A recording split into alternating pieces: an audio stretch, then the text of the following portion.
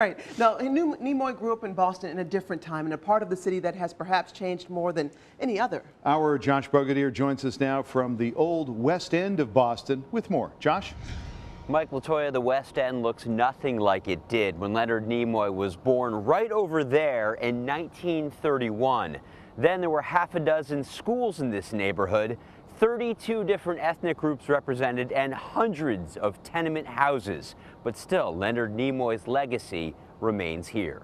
I think he's just a neighborhood guy made good. Before he was Mr. Spock to legions of Trekkies the galaxy over, he was Leonard Nimoy of Chambers Street, born in Boston's Old West End on March 26, 1931, about 100 feet from this intersection.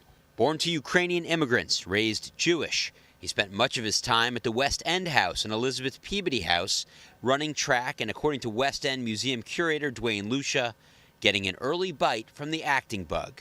They put on plays, full-on productions. That was where he learned how to act. Chambers Street is gone, replaced by high-rises and a walking path.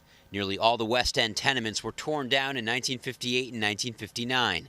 One still stands, minus the billboard of the modern world, an example of what Nimoy's old world was like. When he came home from Hollywood, from the West Coast, he actually had to sleep in the same bed as his brother.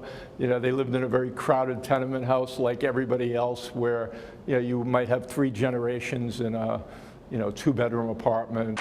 Thank you very much.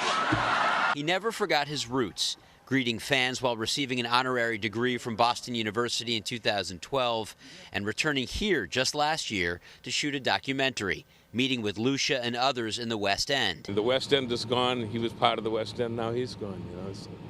It's too bad. A city he remembered and a neighborhood that was not the same. He said he couldn't really recognize the neighborhood from what he had remembered as a kid. Leverett Street was gone, Allen Street was gone. Boston Mayor Marty Walsh paying tribute, saying with the passing of Leonard Nimoy, we have not only lost a talented actor, but a proud product of Boston's neighborhoods and English high school. Mr. Nimoy never forgot his Boston roots, and the spirit of his work lives on in the future generations of children who continue to be inspired by his iconic portrayal of Mr. Spock. Now, family says burial will be private again. Leonard Nimoy was 83 years old. In the West End of Boston, live, Josh Brogadir, NECN.